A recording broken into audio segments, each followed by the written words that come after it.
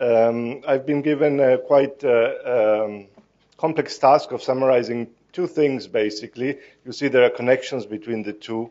One is an improvement of the way we report data in our EPARs, which follow the discussion with HDA bodies. And the other one is the state and next steps of the benefit risk methodology project. This will focus on what we call work package 3, which was a field testing of certain methodologies. And going back to the original objectives of this project is to see how much this methodology can achieve in terms of transparency, communication, but also the decision-making itself. So let's keep in mind those objectives when we go through. Now, brace yourselves, because I have lots of slides and there's lots of material. If you need, I'll have to go quickly, but if you need more information, we'll try to get it to you during the discussion. So, starting with the Hda Interaction, it took a while to set up. The roots of this interaction are in the pharmaceutical forum.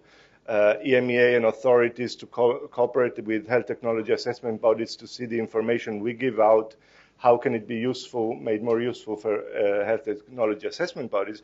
And it took several years to set up. As you know, HTAs were not, there wasn't a single structure to talk to. This came with a joint action. We had a number of meetings. Now, to make a long story short, what they were telling us is that they need to have clear access to what the pivotal data say in terms particularly of efficacy.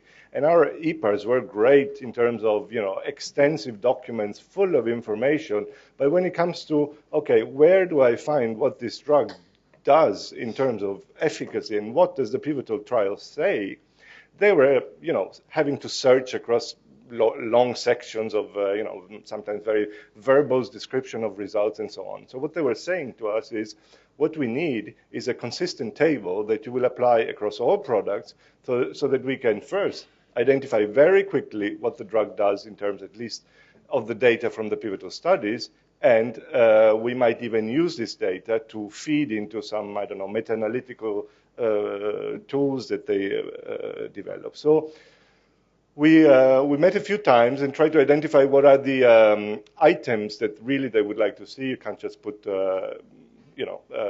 things have to be put in context, have to describe endpoints, have to describe statistical uncertainties, etc. So we built this table, which you can see here. It's a complex slide because it is actually a complex table. It lists all of the endpoints, defines them. It has the treatment effects, the confidence intervals, the statistics, the point estimates, the variability, etc., etc. So we've rolled this out a couple of years ago. It apparently met the expectation. Now we need to look a little bit closer whether we are really capturing all the questions that are important here, or maybe even if it's too complex, it could be simplified. But pretty much the initial feedback was good, and this, of course, started a collaboration about which you will hear more in a later presentation, and there are a number of other topics for exploration around how we look at data, but also other issues that you will hear more in the rest of the day. So this concludes the presentation in terms of the HTA. As you know, this is work ongoing, so there might be more changes that you will see in the future.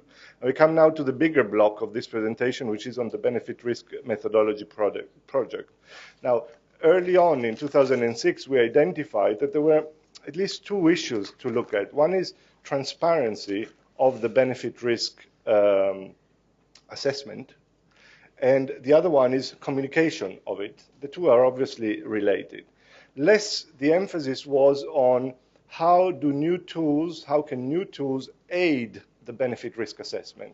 But we will see as we went into the methodologies, we saw that there is at least a huge potential for some of the methodology to actually not only improve the communication, but also to aid the decision making. And this has been put not only in our paper in 2006, but explained many more times, also in a recent paper by our senior medical officer. So we rolled out a project. As you know, it consisted of a number of work packages. Today, we are at the end of what we call work package 3. It means we went out, looked how things are done at the agencies or in the network within CHMP and so on. How is the benefit risk assessment done? Mapped the various methods and heuristics which are being applied, and surveyed then what other methods could be applicable in this context, chose what seemed to be the most promising methods, and then today rolled out a field test which involved 5 agencies and tried some of these methods. And I'm reporting to you on this. What's in the pipeline then is to further select and fine-tune methods, and then possibly roll them out for implementation. So in this test, we had selected 5 agencies, which covered, let's say, most of the teams which conduct the majority of the assessment reports, and we gave a questionnaire to these teams before and after doing the exercise. So one was how you're doing the benefit risk today, how do you feel, I don't know, how clear it is, what you're communicating, and so on, and after the exercise. And the exercise was, I'll explain more later, but to apply one of these tools, which in its most sophisticated form, if you want, was an MCDA, multi-criteria decision analysis type of tool. Then after the exercise, they had to complete the questionnaire again and compare. We're going to see how they felt about this. So the first thing that these teams had to do, now imagine they're more or less at the day, this was done around initial marketing authorizations, and they were around the day 60 or 80 of the procedure where they are finalizing their report. They had already a look at the data in the traditional way, but now they're asked to do the exercise. So the step 1, and it's an important one because it's at the basis, if you want, of any other methodology you want to apply, is to identify what are the, we can call them attributes in a more technical term, but conventionally, what are the benefits and risks that we have to talk about in our benefits risk assessment? From the huge amount of data which is in the dossier, what does it boil down to when the assessor has to make the benefit risk assessment? And this looks like a simple table, but in fact it does already define a number of things which are critical. For example, what is the range of expected values, and most importantly, what are the estimates or the assumptions about different treatments. Okay, and this is the basis, if you want, for anything else. Now, often one of the criticisms we got about, keep getting actually, about our benefit risk assessment section in the EPA is, again, very nice long text, and one can a little bit, get the psychology behind the decision making. But when it comes to describing figures and what actually matters, we lack a clear table where we identify what is there to be discussed. And even if you think of a large committee like CHMP having to discuss this issue, we thought that there might be a real benefit in having clearly in front of the eyes, if you want, what are the criteria that matter in the discussion. And then moved on into applying the MCDA model. I'm just going to go through this. I'm not an expert in this methodology, but I'm told that with relatively little training, people can be made to use this methodology at home with different softwares which are available. But bottom line, it means using estimates that we derive from the clinical trial for the various alternatives or treatment effects. There can be a rather fancy then sophisticated way to which we assign value judgments on how we value the different effects. And this does not need to be a linear function. It can be, you can make it as complex as you want if it's worth it. And then the real heart of this methodology is that the values which are given to changes in each of these attributes are compared to each other. And one would say a change in these benefits corresponds to, in terms of value, to another change on a, say, on a risk. And through these trade-offs, we're then able to put the data together, and in the end, we can explore, summing on all the available attributes. How does one drug compare to another or to a placebo in terms of risks and in terms of benefits? And it's not just the values of these, or the height of these bars that you get, but it's more the ability then to play around, if you want, with some of these figures and say, okay, we've given so much weight to this side effect. What if we, I don't know, due to uncertainty, we might have to double the weight? And then we see how the different treatment options compare according to this. It's very, let's say, rational and coherent way of combining data, and the visual aspect of it can definitely be extremely useful in terms of the benefit risk assessment. So, but these are my views. What did the assessors who actually did this exercise do? We took them about 6 hours or less to complete the modeling. They thought that it was particularly important when it came to testing different perspectives, different points of view. What if, instead of my values, we're now putting in the values of the pharmacovigilance assessor or of somebody else?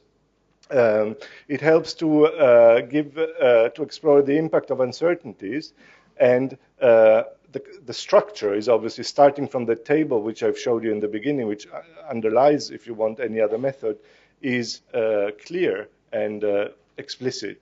And most of all, it allows us to combine on one side the data and on the other side the value and the uncertainties. So the feedback was quite positive. Now you have to think, so we're coming back with all this experience, great. It definitely works. I mean, we know from several other areas that multi-criteria analysis can be used and has a number of advantages. But think of our system now. Okay, a one-off 6 hours spent with the assessors in one of the agency might work. But the way we work is actually a very complex network. And think of now of scaling this process into each and every, let's say, discussion at CHMP, feed it back to the company feeds back the data into the system. You'll have advisory groups, you'll have, locally or centrally. So the complexity is huge. So what is the amount of effort that you would have to put in order to carry through a model from the start of the procedure until the end? Or maybe it's not necessary. Maybe we could start, say, in the middle of the procedure. But still, this is the major challenge that I think we have to face, and that's why probably what you're going to see is not a widespread general implementation of a multi-criteria decision analysis across all of the benefit risk decisions, but rather identifying those situations where the effort, if you want, not so much to build a model, because experts in a model can build it very quickly and it can then be sort of modified and used, where the effort to roll out the modeling throughout the network is actually worthwhile. So this is my view of how things are going to look like possibly next year, when we consolidate all these thoughts, have a workshop, and get your views and maybe make some proposals. Where we are today is at the bottom left of this graph, which maps effort versus precision. We are in the, let's say, descriptive, qualitative benefit risk assessment.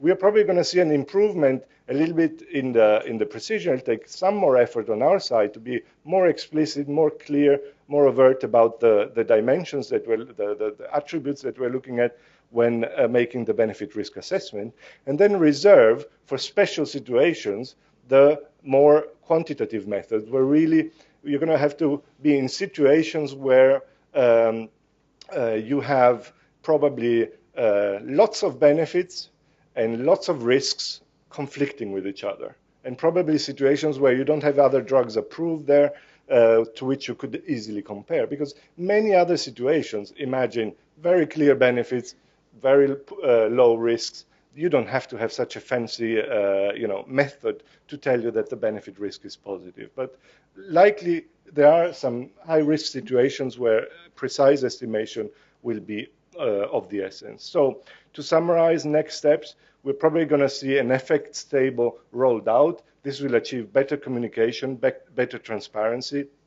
and the quantitative models, probably what we're going to see is identifying situations and the logistics of those situations when we're going to be applying more quantitative models. I've also been asked to lastly talk about one extremely important aspect, which is how to incorporate patients' contribution into the regulator's benefit decision making. I'm just going to talk about now in the context of this modeling, how would this come in? Well, as you've seen, all of this modeling are about assessing the data and then assigning values to those data. And I think regulators have a primary role in assessing the data, the technicalities of how good a study is, the statistics, no matter how educated patients continue to become. This is something where regulators, let's say, excel. But when it comes to utilities and the value judgments, of course, the regulators' value judgments that we use today are extremely, let's say, relevant. But why not? Methods which so explicitly incorporate the value judgments could very easily lend themselves either as a sensitivity or exploratory analysis, or even as a more, let's say, integral part of the benefit risk assessment to put in other stakeholders' value, and why not patient values? The difficulty there is the collection of those patient values. So the values of 1 month of survival for a cancer patient who has an early stage disease and life expectancies of 30 years is very different from a terminal cancer patient who has a life expectancies of a few months. So each specific drug probably and disease will have to have a study or eliciting those patient values. And this is clearly some let's say some experimental complexity that we have. Probably one solution would be to incorporate this type of studies eliciting patient values in the drug development, for example, in the phase 3 trials and so on.